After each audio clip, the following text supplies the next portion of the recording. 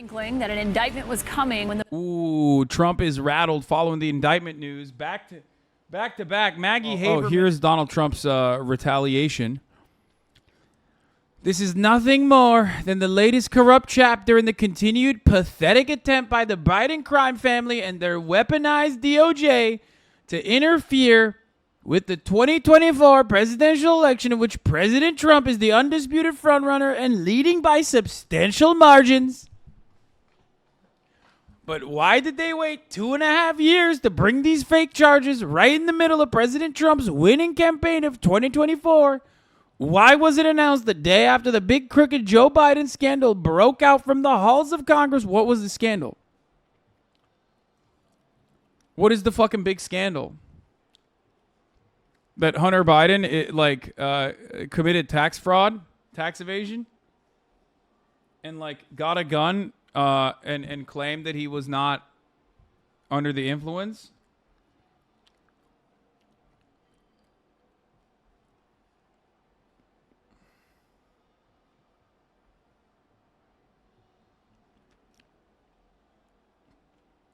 That Joe and Hunter talked on the phone sometime. Wait, what?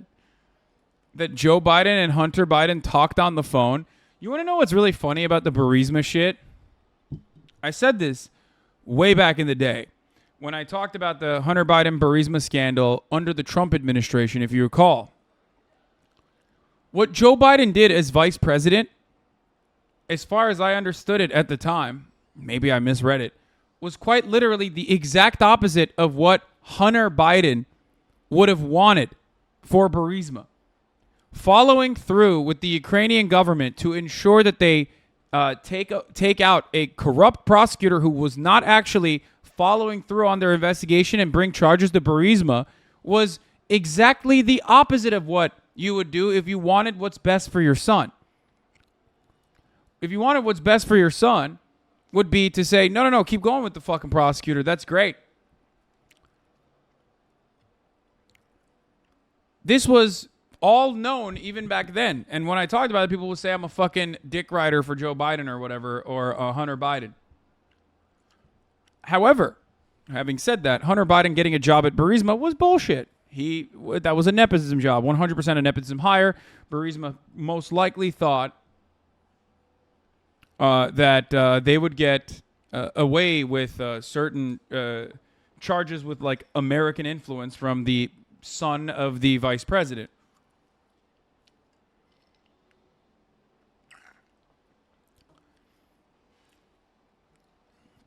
I do love how coke getting discovered at the White House was like a one-day story. It would have been a headline for a month back in the day. To be fair, I think Fox News tried to make something happen out of that. But even they were like, yeah, we kind of give up, dog. This is not going anywhere.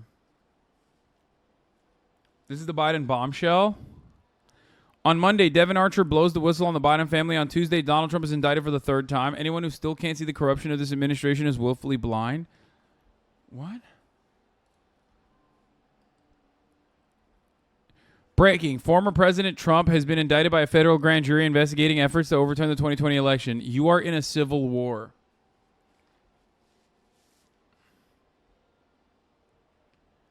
That's pretty funny. The beanie's tight on my boy, dude. What? I don't care about this shit, dude. Don't fucking send me stuff like that, chatter. Come on. We're having fun here. I think what all Americans are concerned about... But comparing this to the Nazis? All Americans are concerned about this, the criminalization of free speech. When I'm in that courtroom... Glazed over the Devin Archer comment real quick. Wait, you think I'm hiding something? No, I don't even know what the fuck that is. What happened with Devin Archer?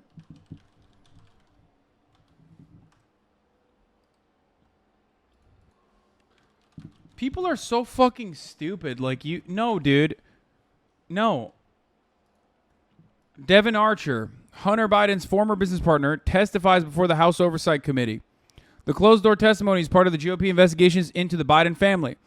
He said that the youngest Biden's business dealings and what, if any, involvement with his father had with them. Archer and his attorney, Matt Schwartz, were on Capitol Hill for several hours on an interview with the Republican-led House Oversight Committee. First and foremost, if Hunter Biden was legitimately having back and forth communications with Joe Biden that pertained to like his job, and was trying to seek out reasonable, was trying to seek out like some kind of additional benefits, and they go to jail, do you think I give a fuck?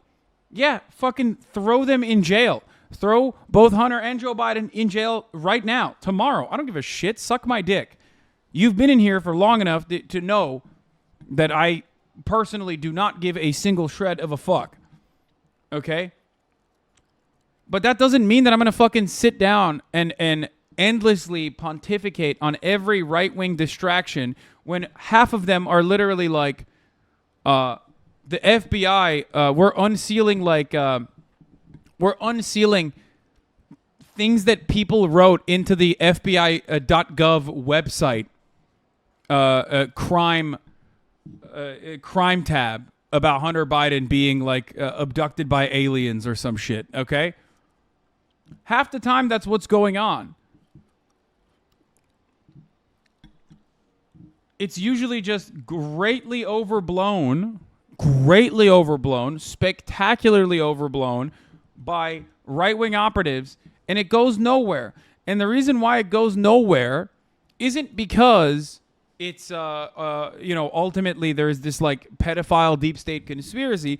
It goes nowhere because they can't even get these guys to fucking be credible witnesses.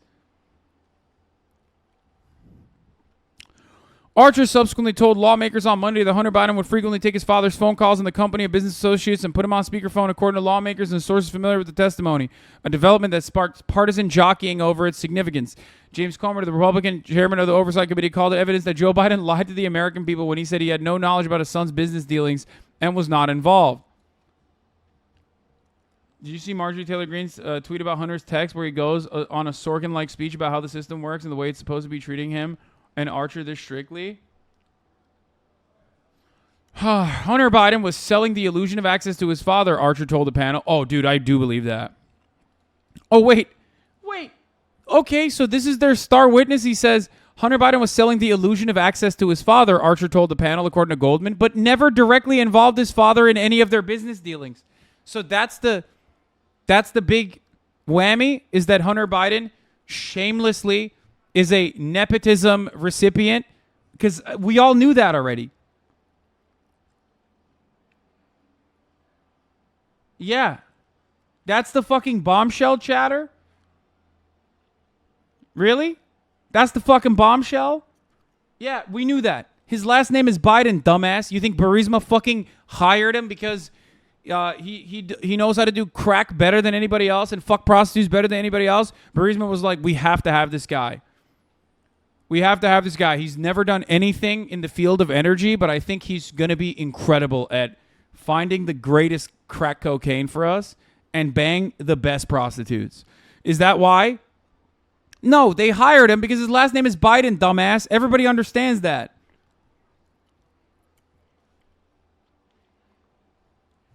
The fuck? Trump and his kids never benefited from nepotism. So obviously you're saying this sarcastically, and they clearly did. But that is not... Okay, here's the thing.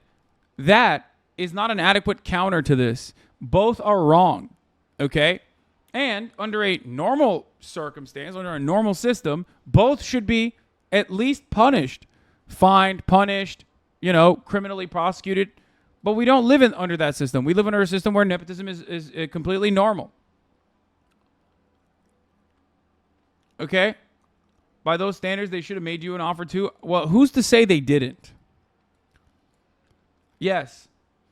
I also know how to do crack cocaine the best and bang prostitutes the best. And to be fair, Burisma also, I will admit, wanted me to be on their board. And I told them, there's one thing I know better than that, and that's to serve you the top of the hour ad break, which comes at the top of the hour every hour. If you no longer want to see those ads, all you need to do is subscribe. Full transparency, baby. I said no.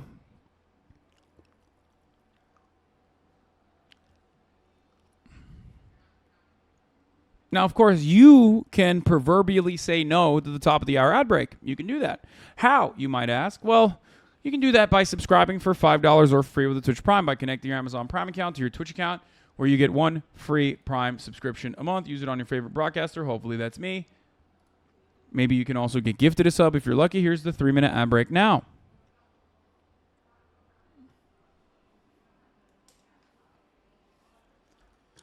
So I hope that that chatter is now happy that we have covered yet another insane segment from the Hunter Biden saga.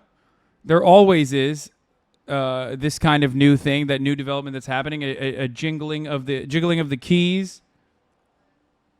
Okay, Infinite Ryman, thank you for the 5 tier 1 gifted subs. You have the capacity not to be duped by it, or you can believe in it. Some of you choose to, which is weird. Moth666, thank you for the 5 tier 1 gifted subs. I'm not going to be representing. Yeah, if it's not a big deal, why did Congress have a whole hearing on it? Exactly. What? The Republicans would never hold a congressional hearing for some absolute dumb shit.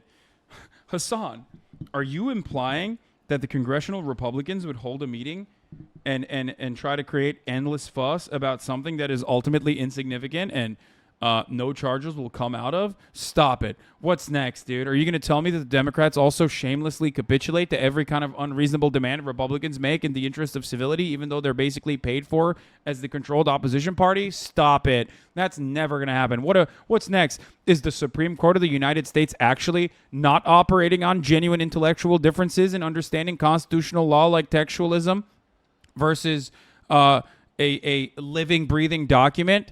I don't know about that. I mean, come on, please don't say that to me. That's every illusion is shattered if you say that. No way, dude. I want to believe that the Supreme Court justices are all impartial and are not motivated by their own personal politics that they were put in a position of power for.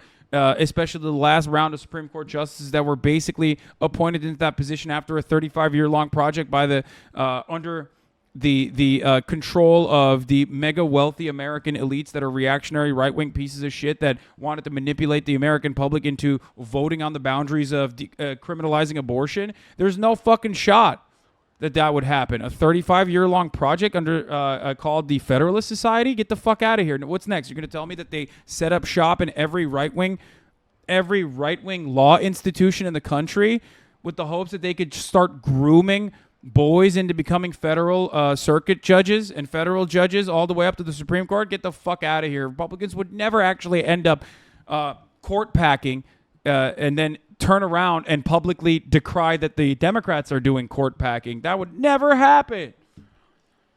Oh, anyway. Only the President of the United States. I'm going to be representing every American that wants to speak freely, because this is the first time that the Justice Department has been turned on free speech. But comparing it to the Nazis, you think that's a good move? Listen, First of all, McCarthyism happened, okay? Technically, it is illegal to be a communist, okay? The idea, it's not really enforced in a similar way, but like the idea that like this has never happened is so fucking stupid. Shut the fuck up, okay? That's so dumb. What we're dealing with right now is a Justice Department that's outside constitutional bounds, and everyone's entitled to raise that issue. All right, we're going to have to leave it there this morning. Yeah, leave it there, baby. Let's go. We got our first inkling that an indictment was coming when the Ooh, Trump is rattled following the indictment news. Back to back. Maggie Haberman is back where she belongs, at the tippy top of this conversation, as the #1 Trump insider reporter. Maggie Haberman will tell us about how rattled Donald Trump is while I go pee. The former president posted on his social network earlier today. This began with an attack on the special counsel, Jack Smith, which doesn't bear repeating, I should note, but is something that you see frequently from the former president. Joining us now is someone who knows the former president backward and forward, CNN political analyst and New York Times senior Washington correspondent and best-selling Trump biographer, Maggie Haberman. Maggie, thank you for joining me tonight. I wonder, as you know, we had been bracing for this indictment, waiting for it to come down. As you've read through it, what stood out to you? A couple of things, Caitlin. Number one, much of this was known. Much of this was in the public domain, or it was uncovered by the House Select Committee run by Liz Cheney and some of her colleagues. And so you look at this 2 years of investigative work that preceded this, and it's all there. It's all very clear. There were a couple of threads that they boiled down, Jack Smith's team boiled down, into three conspiracies that he says took place and that Trump was at the center of. What is striking is the very few new details they have are from, say, Mike Pence, who clearly talked to investigators about private conversations he had with Trump, who had, I'm told, his notes subpoenaed, which is why they show up there. There is an effort by Jack Smith in this indictment to say that what Trump did goes beyond free speech and goes beyond free political expression and was using the government to try to carry out these conspiracies. You're going to hear Trump's team respond that this was free speech and he believed the election was stolen, and you will continue hearing that. Yeah, we just heard that from John Lauro a few moments ago, trying to make that argument about the fake elector scheme, remarkably. But, as we often know, Maggie, you and I have covered Trump for several years, you much longer than I have. But he often tries to kind of project a sense of bravado when something like this is coming. He announced before the indictment had actually come down that he believed it was coming. But what is your sense of what he really feels about this indictment and the charges and the people that the special counsel has spoken to in this? It's a great question, Caitlin, and you are correct. He loves to project bravado. He also loves to be in control and have every moment that happens in his life exist on his terms. And so that's why he has tried to narrate his own indictments over the three that have happened so far, as 3.5 if you count last week. But privately behind the scenes, he's very angry. He is much more rattled than he is projecting being. Again, as you say, everything with him is about appearances, and he wants to give off the appearance that everything is fine. He is very upset. Folks around him are very upset. On the one hand, they were... That's right. I've been stealing content from Maggie motherfucking Haberman, folks. You got me. You got me. I did that.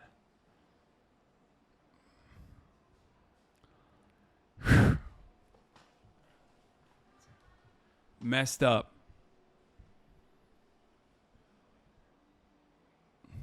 Relieved reading this indictment that there were not more details that they didn't know that were in it. On the other, there was a reference to 6 co-conspirators, and that raises questions about will anyone else face charges and will more details be revealed if that happens. And I think that's really critical here because you're right about the new details. It came to Pence's notes. I think the Pat Cipollone, asking him to stand down on the election, rejecting certifying the votes part. But the fact that there are 6 unindicted co-conspirators here who could very soon become indicted co-conspirators here. I mean, the idea those indictments could shed a lot of light on what they were also doing behind the scenes. That's right. And again, to be clear, they have not named these people, and we don't know that they will face charges. But the way we have seen Jack Smith do these indictments... I'm going to keep it a $150. Rudy is flipping, okay? Rudy is flipping. Sidney Powell is a psycho, so, she might be a roll dog. You know what I mean? I did wash my hands, yes. Thank you for asking. Only because I ate some French fries earlier, so I felt greasy, so I was like, I'm gonna wash my hands this time, and plus I'm not actually in my house,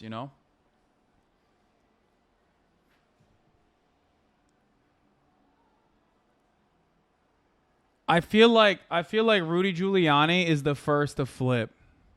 You can't trust that guy. So far is he starts out with a certain piece and then he expands. We saw him expand in the documents case last week with a superseding indictment and a new co-defendant for Trump who works for him. You are seeing in this sprawl around Trump's world how many people this indictment touches on. And I think that always creates a sense of anxiety for Trump because, as we said before, he likes to project control and have control so much. And what about Mark Meadows? I mean, the idea, he's not... He also likes to do everything right, and they still indict him, so, just not mentioning that is kind of fucked up, I think. Co-conspirator number 6, my money's on Hunter Biden, dark horse bet. Dude, that would be fucking sick. Not mentioned here by name in this indictment. Obviously, there's been suspicion in Trump world that he was cooperating. I think whenever you do walk away from streaming, we're in the middle of a video from somebody that could or would get mad. You should play one of your YouTube videos while we wait. That way, no possibility of anyone getting mad. Yeah, I mean, maybe. Operating with the special counsel's team. What is your sense of his role in all of this, and you know, of course, whether or not Trump believes he's actually cooperating? Well, Trump is very suspicious about Meadows and has been for some time, but Trump is suspicious about a very wide range of people, and it often doesn't necessarily mean anything. I don't know that Meadows is cooperating, Caitlin. I don't think that anybody knows except for Mark Meadows and his lawyer and maybe one or two other people. But it's clear that Mark Meadows, we know that he testified. We know that he spoke with investigators. It's clear there are some scenes in there that he had knowledge of, and I suspect they asked him about it and that they used what he said if it was confirming for what the bigger picture that they were looking at. But there's nothing in there so far that suggests either that Mark Meadows was providing extensive information that they didn't have access to already, or that Mark Meadows might face charges. Again, we don't know what we don't know. We don't know what else prosecutors have. But on the face of it, that's what this looks like. There's shades of Meadows in there. There's shades of Mike Pence in there. But beyond that, it doesn't look like there's a lot to grab onto. Okay, so CNN is doing an interactive, who are the Trump co-conspirators in the 2020 election interference indictment? Co-conspirator 1 is former Trump lawyer Rudolph Giuliani, among other things, which, by the way, I'm in his state right now. I'm in his city. He is America's mayor, but specifically New York's mayor. So remember that. Ted Goodman, a political advisor, Giuliani said in a statement that every fact Mayor Rudy Giuliani possesses about this case establishes a good faith basis President Donald Trump had for the actions he took. Co-conspirator 2 is former Trump lawyer John Eastman, the one who circulated a 2-page memorandum with a plan for Vice President Mike Pence to overturn the 2020 election while presiding over the Electoral College certification on January 6, 2021. One thing that I find really funny about this is that these guys are like actual lawyers. And their best plan of action in this situation was perhaps one of the funniest ways to try and stop this process. A idiotic, almost purely aesthetic, like stopping a procedural thing that is almost conducted for aesthetic reasons. Like, that's the best you got? That's the best idea that you guys had, was to stop the vote certification, like everyone's going to forget what happened? It's incredible. Charles Burnham, attorney for Eastman, said the indictment relies on a misleading presentation of the record and that his client would decline a plea if offered one. The fact is, if Dr. Eastman is indicted, he will go to trial. If convicted, he will appeal. The Eastman legal team is confident of his legal position on the matter. Co-conspirator number 3 is an absolute psychopath, Sidney Powell, who filed a lawsuit against the governor of Georgia, alleging massive election fraud, and the lawsuit was dismissed. The dates in quotation match a federal lawsuit that Powell filed against Georgia Governor Brian Kemp. Co-conspirator number 4 is former Justice Department official Jeffrey Clark.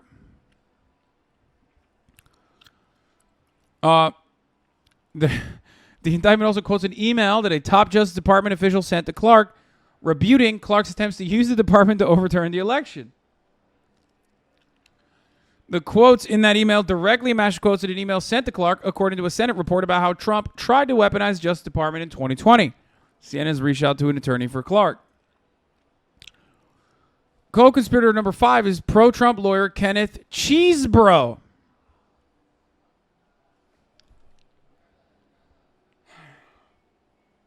I can't. I mean, how? What? Where do you find these lawyers, man? Where do you find a lawyer with a name like Kenneth Cheesebro?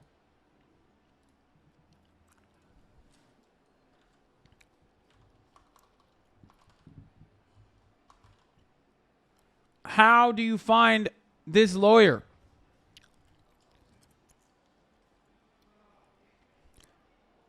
The identity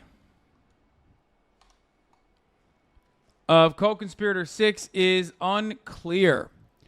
The indictment says they are a political consultant who helped implement a plan to submit fraudulent states of presidential electors to obstruct the certification proceeding. The indictment also further ties this person to the fake elector slate in Pennsylvania. New York Times is claiming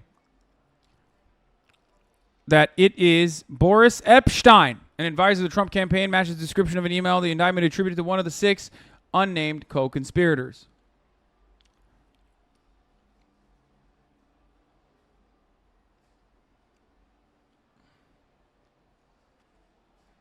That's it. Ay, ay, ay.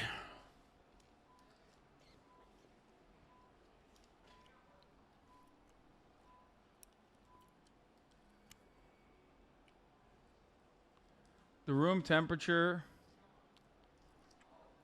superconductor has an update. I don't know about Tom's Hardware. What is tomshardware.com?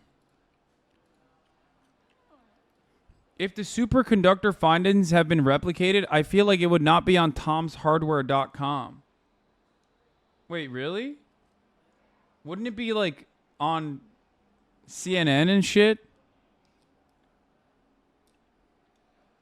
Like, I'm not even...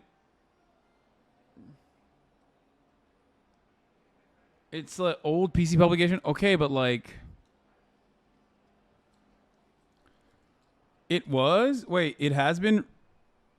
A random trans lesbian figured it out before any of the big labs? Oh, if it's on science.com, then it's a little bit different.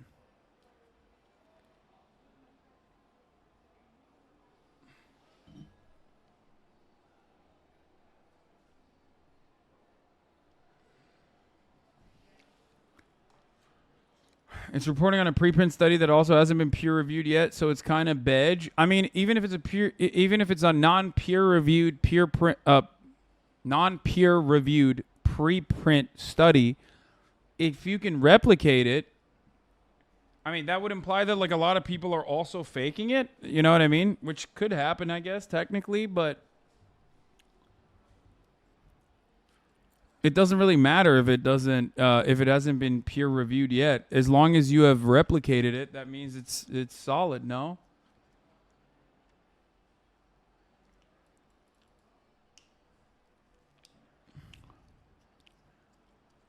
Anyway, we'll get back to this in a little bit. You frickin' stem cells, dude. Stem cells can't stop themselves. When poly cells are having a good time, stem cells have to butt in and be like, well, what about my room temperature superconductor? Stop it. This is our room temperature superconductor moment, okay? No, that's not it, actually. Trump getting perp walk would be our room temperature superconductor replication.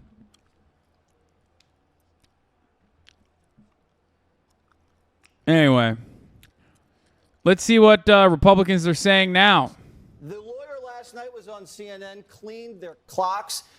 The guy said they're trying to speed this trial up. We need maybe 9 months to a year. This isn't getting done before the election. And anyway, it's going to get appealed and it's going to go to SCOTUS and SCOTUS is going to knock it down. What the Republicans need to do is time the impeachment because that's the main draw. And if you put up impeachment with the Trump trials, I don't think the Democrats want to stomach that. Jessica, on the lawyer last night was on CNN.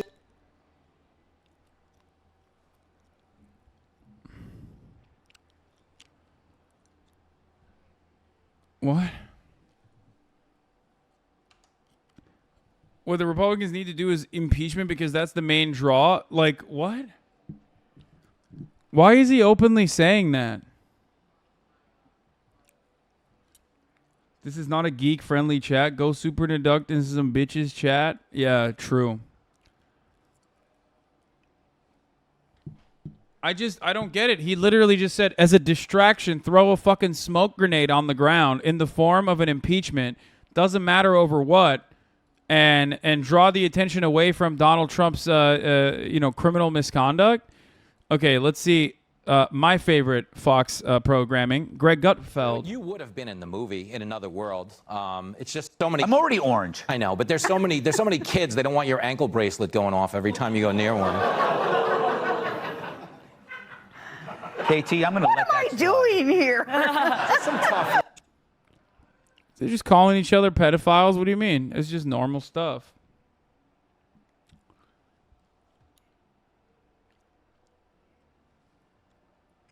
The documents case might take a lot of time because Trump's lawyers do have a lot of work to do, and a judge who is predisposed to siding with him, but the January 6th case isn't going to take 9 months.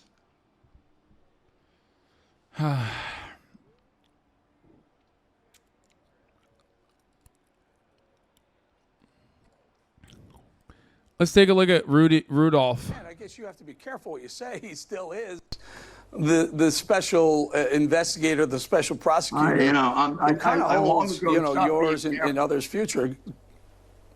Go ahead. Long ago stopped being careful, and I don't worry about the Jack Smiths of this world. I have a chapter in my book called "Stand Up to Bullies." So here's what I say to Jack Smith: after the Supreme Court threw out your case, which should have been a disgrace, and you should have gone and found another profession because you don't belong in this one. This one will be your legacy, violating the right of free speech of an American citizen. Never mind whether he was president or not. It could be anybody. It could be a homeless person. You don't get to violate people's First Amendment rights, Smith, no matter who the hell you are, or no matter how sick you are with Trump derangement syndrome. And this isn't the first time you've acted like an unethical lawyer. Not gonna lie, he's not looking too good right now, but that could also possibly be due to this. Here's a transcript of an audio tape filed in the lawsuit by Rudolph Giuliani's former assistant. Remember, he's under a separate trial at the moment due to his sexual misconduct, improper behavior, sexual harassment. And you know, they got some fucking posts. Here's the transcript of the audio tape filed in the lawsuit against by his former assistant. Not hearsay, not her saying it. Rudy's voice on tape. I will be doing a reading into it. What is this? Another leaked audio thing? Oh God. Oh Jesus Christ. Okay. I want to hear it so bad, but I'm just going to read it. Come here, big tits. Come here, big tits. Your tits belong to me. Give them to me. Indiscernible. I want to claim my tits. I want to claim my tits. I want to claim my tits. These are my tits. Miss Dunphy says, oh yeah. Mr. Giuliani says, these breasts belong to me. Nobody else can get near these, okay? I don't care if they're flirting or if they give you business cards. These are mine. You got it? Miss Dunphy says, yes. Mr. Rudolph Giuliani proceeds. Understand, I'm very fucking possessive. I've gone easy on you. Miss Dunphy says, I don't know. Mr. Giuliani says, I've been easy on you. Miss Dunphy says, you're pretty tough on me. Mr. Giuliani says, I've been easy on you. Give them to me. Miss Dunphy says, maybe.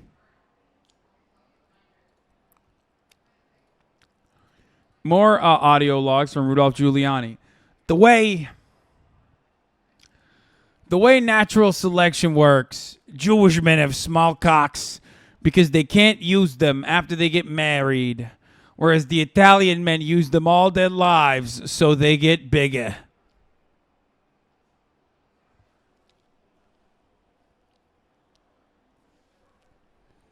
Oh my God. More Rudolph Giuliani sentiments. Giuliani railed against how Jewish people want to go through that freaking Passover all the time and how they should get over the Passover because it was 3,000 years ago, okay? The Red Sea parted, the transcript reads. Big deal. Not the first time that happened. Giuliani doesn't elaborate on other instances when the Red Sea was parted. This is one of the funniest and most creative ways that you can be anti-Semitic, okay? It's one of those takes that is so insane that I don't even know if it is anti-Semitic or not. I don't even understand it. Like, it's one of those situations where you just said something so insane. Is it anti-Semitic? Like, what the fuck's going on? Are you trying to be? Are you onto something? Did you find out that there's differences? That it had happened already? What the fuck?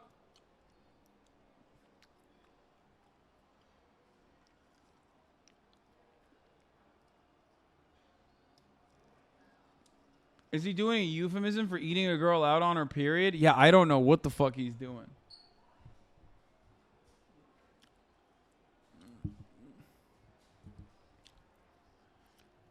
It's like 19th century European pogroms type anti-Semitism. I don't really understand what he meant by this, but it's awesome, and I'm glad he said it.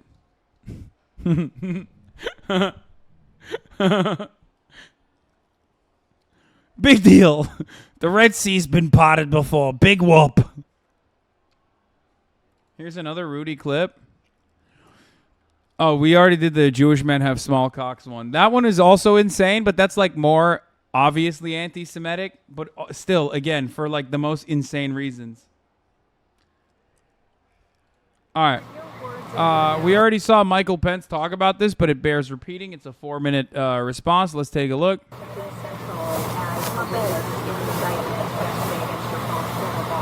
you share the conversation that you had with him prior to January 6th, and should he be prosecuted?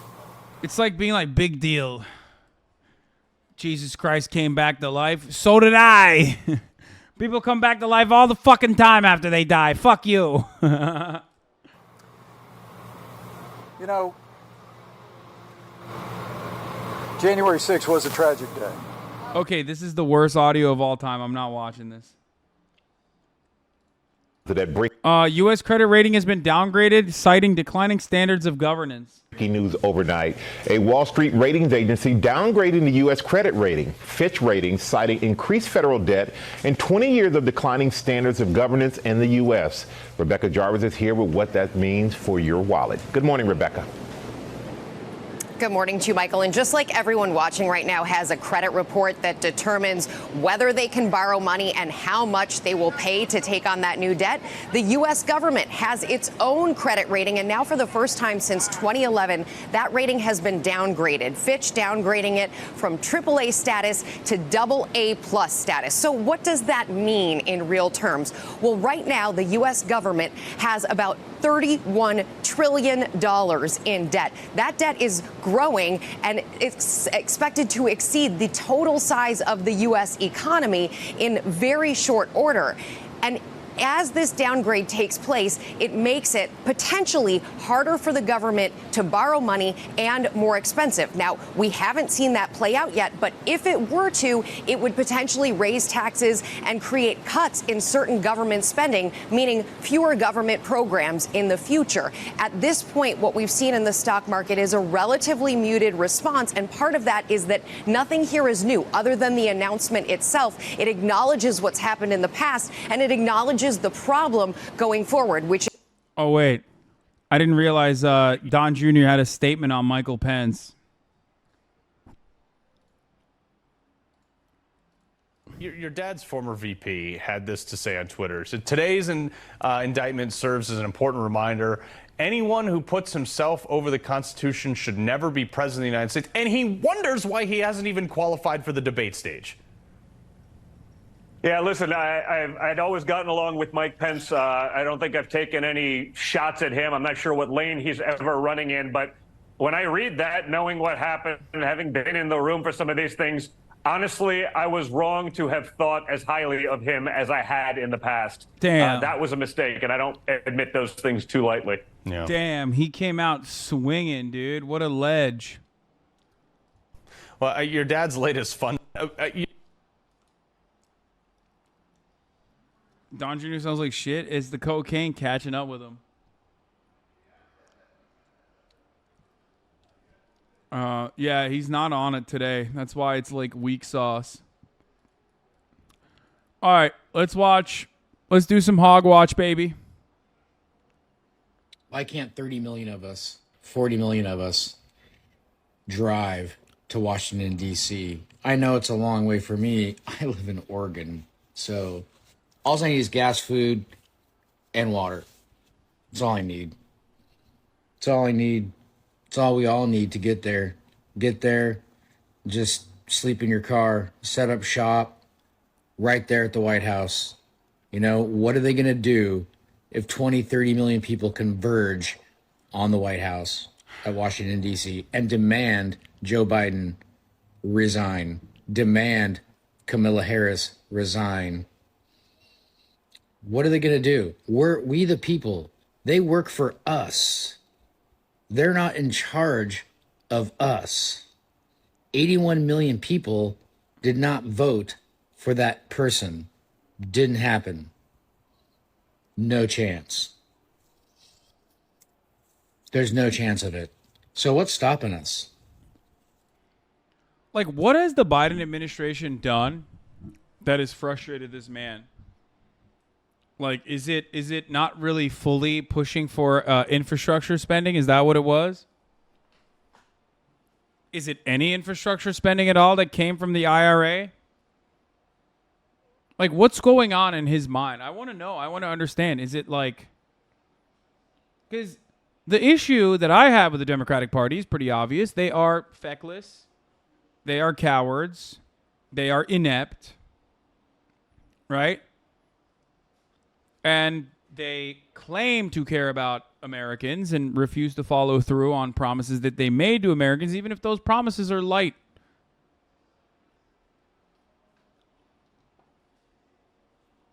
I just don't know anymore. I don't know, like what do these guys want? Like,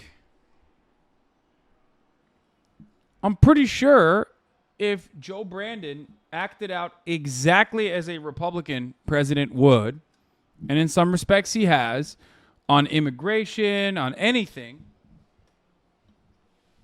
they would still 100% be like, yeah, but he's a Democrat, so he's a pedophile, and Dylan Mulvaney did Bud Light, and everyone's being trans now, and it's the Democratic fault. I don't know what I want. I'm just angry. Like, that's what it is. You know, in 1932, Herbert Hoover... veterans came back from World War, and they were back from World War I, and they were promised a bonus payment, and they never received their bonus payment. They ended up getting it back in 1936, 1938. They got issued their payment, but they went up to D.C., set up shop at the White House, protested, set up camp, had food and everything. And you know what Herbert Hoover did? He ordered tanks in to clear them out. He ordered the army in to clear them out. He ordered the Army to come in and clear fellow veterans, fellow Army, Marines, whatever, out. Destroy the camps. You can watch it. There's video of it. They set fire to it. They used pew-pews on them. 2 were unalived. I mean... I love the idea of a dude that has an arsenal, like some fucking rural Oregon hick who was in the Marine Corps, I guess, probably, having to abide by the TikTok standards and saying unalived while simultaneously talking about a violent revolution against the American government. There's nothing our government will not do to us. And here's the thing. They have the military behind them because these men, they're so scared that, oh, I'm going to go to Leavenworth if I don't do what they tell me to do. Well, do you think the Nazis thought that too? Just following orders? Right. Just following orders. Anyway, we should all drive. Yeah. Also, I mean, politically speaking, you are infinitely closer to fucking Nazis than you are to the Allies on that. But